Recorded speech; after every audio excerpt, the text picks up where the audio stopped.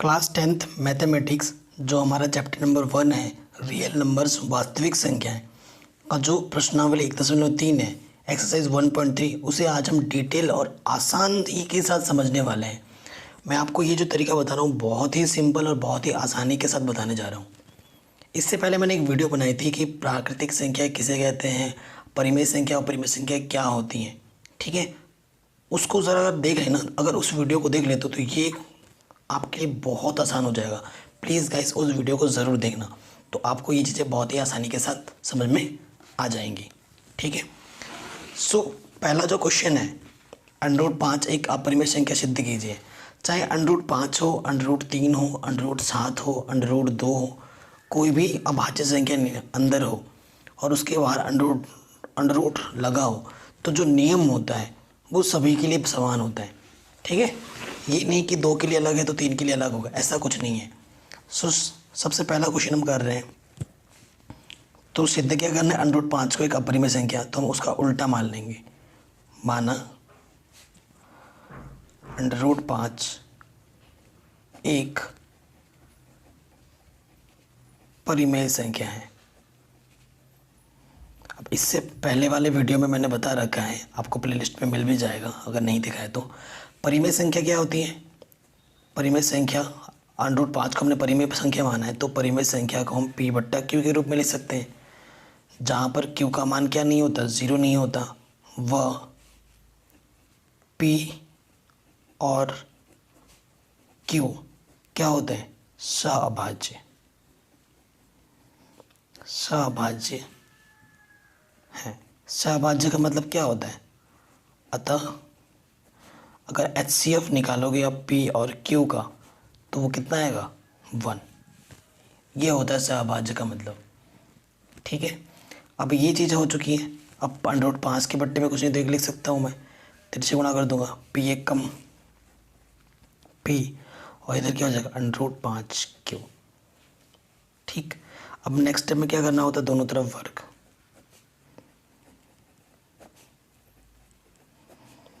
दोनों तरफ वर्ग करने पर, जब मैं दोनों तरफ वर्ग कर दूंगा तो P का वर्ग क्या हो जाएगा, P² √5Q का वर्ग। तो इधर हो गया P², √5 का वर्ग क्या, √5 का वर्ग क्या होता है, 5, अंडर हट जाता है, और इधर Q² का गुणांक क्या है, 5 है, तो Q² किससे कटेगा, P² किससे कटेगा, 5 से कटेगा, क्योंकि इसका गुणांक क्या है, 5। तो यही लिखना है यहाँ पर, चूँकि P² 5 से विभाजित है ना, क्योंकि 5 इसका गुणांक है तो 5 से विभाजित होगा, इसलिए P भी 5 से विभाजित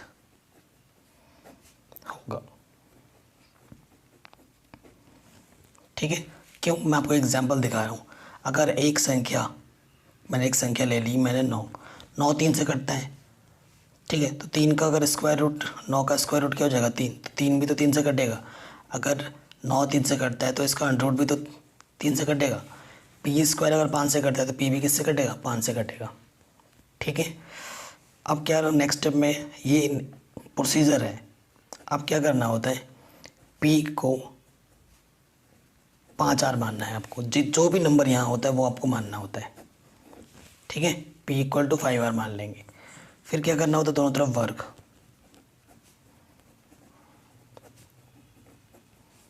वर्ग करने पर, जब वर्ग कर दूंगा तो इधर क्या हो जाएगा, P², 5 का वर्ग क्या हो जाएगा, 25, R का वर्ग R², ठीक है। P² का मान समीकरण 1 से मैं यहाँ पर रख सकता हूँ, रख दूंगा। P² का मान रखने पर, ठीक है, P² का मैं मान रखूँगा, तो यहाँ क्या रख दिया मैंने, 5Q², इधर क्या है 25 R², 5 इधर गुणे में इधर क्या हो जाएगा, बट्टे में 5 बचे 25, तो Q² क्या आ गया, 5R²। तो यहाँ क्या लिखो, चूँकि Q² किससे विभाजित है, 5 से, चूँकि Q² 5 से विभाजित है,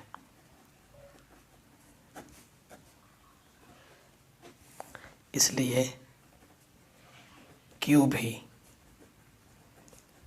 5 से विभाजित होगा। ठीक है, पहले भी मैंने बताया। तो देखो, अब जो हमारा परिमेय संख्या का जो कॉन्सेप्ट है, वो कॉन्सेप्ट क्या है? परिमेय संख्या क्या बोलती है कि परिमेय संख्या क्या बोलती है कि P और Q जो होंगे वो सभाज्य होंगे, यानी कि जो HCF होगा वो 1 होगा। देखो, अगर P भी 5 से कट रहा है और Q भी 5 से कट रहा है तो इसका HCF 5 हो जाएगा, एक नहीं। और जबकि अगर परिमेय संख्या है तो उसका HCF कितना होना चाहिए था? 1 होना चाहिए था। और यहाँ आ कितना रहा है? 5 आ रहा है। तो वही आपको यहाँ पर लिखना है, चूँकि P व Q दोनों 5 से विभाजित हैं, अतः HCF PQ एक नहीं है। अतः जो हमने माना था, हमारी अवधारणा क्या हो गई? विरोधाभास। अतः हमारी अवधारणा विरोधाभास प्रकट होती है।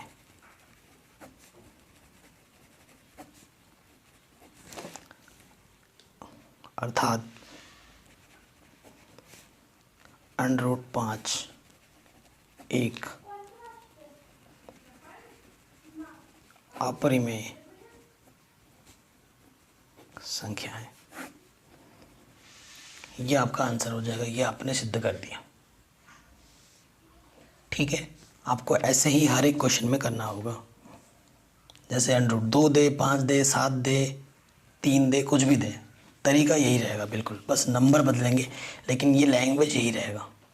ठीक है, तो ये क्वेश्चन भी हमने आराम से कर दिया है। अब हम आते हैं हमारे क्वेश्चन नंबर 2 में। ये भी बहुत इंपॉर्टेंट है। इन दोनों में से एक क्वेश्चन एग्जाम में पक्का आता है, फुल गारंटी है इसकी। मैं कभी कभी दोनों भी आ जाते हैं। मोस्ट इंपॉर्टेंट है, मोस्ट इंपॉर्टेंट। कह रहे सिद्ध कीजिए कि 3 + 2 √5 एक अपरिमेय संख्या है। तो क्या करेंगे? माना 3 + 2 √5 उल्टा मान लेते हैं, एक परिमेय संख्या है। ठीक है, हमने क्या मान लिया कि ये एक परिमेय संख्या है। अर्थात अगर परिमेय है तो उसको हम क्या लिख सकते हैं? P/Q के रूप में लिख सकते हैं, जहाँ Q का मान क्या नहीं है? 0। व जो HCF होगा P और Q का, वो क्या होगा? 1 होगा। ठीक है, ये मेंशन करना बहुत ज़रूरी है। अब इस क्वेश्चन में पता है टाइप क्या होता है कि जो अंडरवुड को होता है वो उसको एक तरफ रखना है, बाकी दुनियादारी को एक तरफ।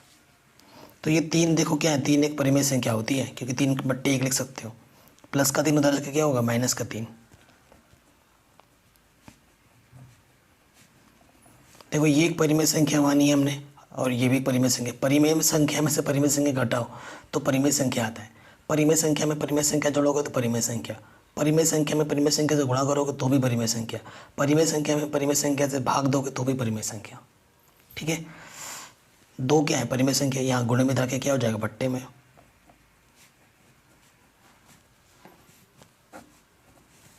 ठीक है, ये बट्टे में आ गया। अब देखो, ये पूरी क्या है? एक परिमेय संख्या, और हम जानते हैं ये क्या है? एक अपरिमेय संख्या। जस्ट अभी हमने प्रूफ किया था। ठीक है, इसे इक्वेशन नंबर 1 मान लो, और इसे डब्बे में बंद कर देता हूँ मैं। ठीक है, अब मैं यहाँ लिखूँगा, चूँकि P/Q - 3 पूरे के बट्टे 2 एक परिमेय संख्या है, वह हम जानते हैं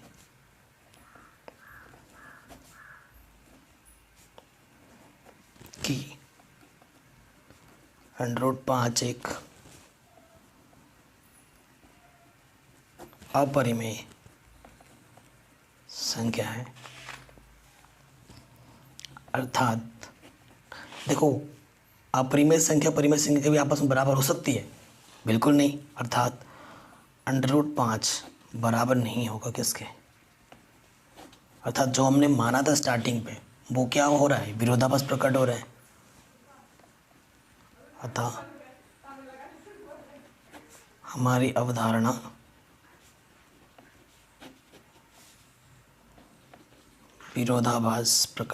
विरोधाभास है। अतः 3 + 2√5 एक अपरिमेय संख्या है। बस आराम से हो गया ये क्वेश्चन भी आपका, ठीक है, बहुत ही आसानी से। यही लैंग्वेज आपको इस टाइप के क्वेश्चन में लिखना पड़ेगा हर एक क्वेश्चन में, ठीक। वीडियो पर लाइक नहीं किया अभी तक तो प्लीज़ लाइक कर दो, क्योंकि आप भूल जाते हो बाद में। अब आते हैं नेक्स्ट क्वेश्चन, ठीक है। तीसरा क्वेश्चन 3 पार्ट्स हैं, तीनों पार्ट्स को मैं बहुत ही सिंपल तरीके से समझाऊंगा। तीसरा फर्स्ट पार्ट, तीसरे का फर्स्ट पार्ट, ठीक है।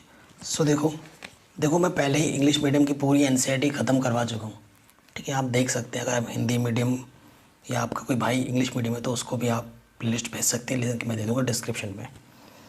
तो देखो अब इसमें भी वही उल्टा काम करना है। माना 1/2 √2 एक परिमेय संख्या है,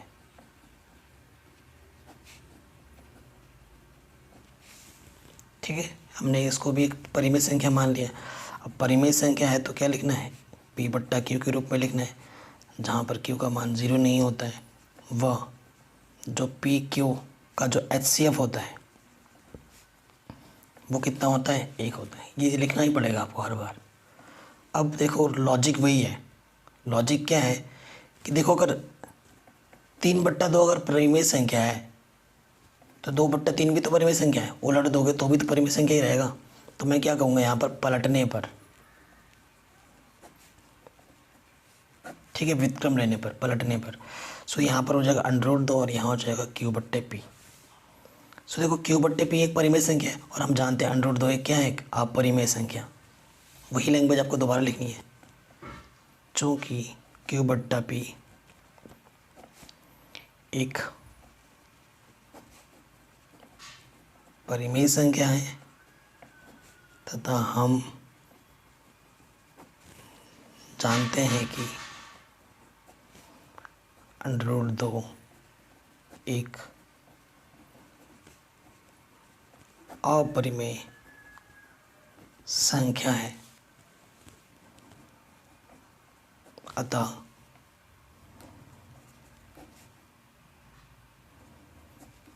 ये चीज़ कभी भी आपस में बराबर नहीं हो सकती।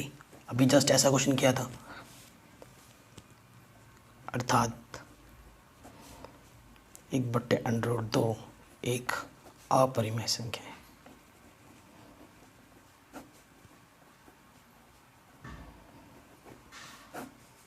ठीक है, अब ऐसे ही आपको इस प्रकार वाले क्वेश्चन में लिखना होगा। कितना आसान था, आराम से हो गया है ना। ये क्वेश्चन में हमने आराम से कर लिया है। नेक्स्ट क्वेश्चन इसका सेकंड पार्ट है 7√5। देखो ये क्वेश्चन भी ऐसे ही होगा, लैंग्वेज यही लिखना है, मैं डायरेक्ट कर दे रहा हूँ। 7√5 को भी आप क्या मानोगे, P/Q, जहाँ Q का मान 0 नहीं होगा। वह जो HCF होगा P और Q का वो कितना होगा, 1 होगा। ये लिख दोगे। फिर लॉजिक वही है, √2 को एक तरफ रखना है, बाकी सबको एक तरफ ले जाना है, क्योंकि 7 एक क्या है, परिमेय संख्या। यहाँ √5 रहेगा और यहाँ क्या आ जाएगा, गुणे में 7, गुणे में इधर के बट्टे में आ गया। ये क्या है, एक परिमेय संख्या, ये क्या है, एक अपरिमेय संख्या। ये कभी भी आपस में बराबर नहीं होती। फिर से वही लैंग्वेज लिख दोगे। हम जानते हैं P/7Q परिमेय संख्या है तथा हम जानते हैं √5 एक अपरिमेय संख्या है, अर्थात समीकरण एक विरोधाभास प्रकट होती है। ठीक है, अर्थात 7√5 एक क्या हो जाएगी, अपरिमेय संख्या। ठीक है, तो ये क्वेश्चन भी हमारा आराम से बन गया। अब आ जाओ क्वेश्चन नंबर 3 पे, लास्ट 6√2। ये भी वैसे होगा, ये 6√2 है। इसको क्या लिखोगे, कैसे करेंगे, माना 6+2 एक परिमेय संख्या है। परिमेय संख्या तो P/Q के रूप में लिखी जाती है, जहाँ पर Q का मान क्या नहीं होगा, 0 नहीं होगा। वह जो HCF होगा P और Q का वो क्या होगा, 1 होगा। अब ये प्लस, मैंने बोला था अंडर रूट को एक तरफ रखना, बाकी दुनियादारी एक तरफ। प्लस का है, इधर आके क्या हो जाएगा, माइनस का। P/Q परिमेय संख्या है, 6 भी परिमेय संख्या है। परिमेय संख्या से परिमेय संख्या घटेगा तो परिमेय संख्या है। तो ये पूरा परिमेय है, ये अपरिमेय है, कभी बराबर नहीं होगा। वही लैंग्वेज लिख दोगे, चूँकि P/Q -6 एक परिमेय संख्या है तथा हम जानते हैं कि √2 एक अपरिमेय संख्या है।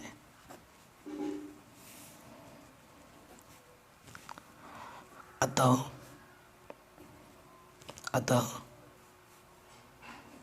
P/Q -6 बराबर नहीं होगा √2 के, अर्थात लास्ट में वही लिख देंगे, अर्थात 6 + √2 एक अपरिमेय संख्या है। ठीक है, ये आपका उत्तर हो जाएगा। तो देखिए, जस्ट 16 मिनट की इस वीडियो में मैंने पूरा क्वेश्चन, एक एक क्वेश्चन बहुत ही आसानी के साथ आसान लैंग्वेज में मैंने करा दिया है। पूरा प्रश्नावली 10.3 class 10th mathematics chapter real numbers, वास्तविक संख्याएं। वास्तविक संख्याएं के इस प्रश्नावली को 1.3 को हमने आराम से कर दिया है। ठीक है, सो वीडियो अच्छी लगी तो प्लीज़ लाइक करो, शेयर करो, चैनल पर नए हो तो नोटिफिकेशन बेल को ज़रूर प्रेस करो। Thank you.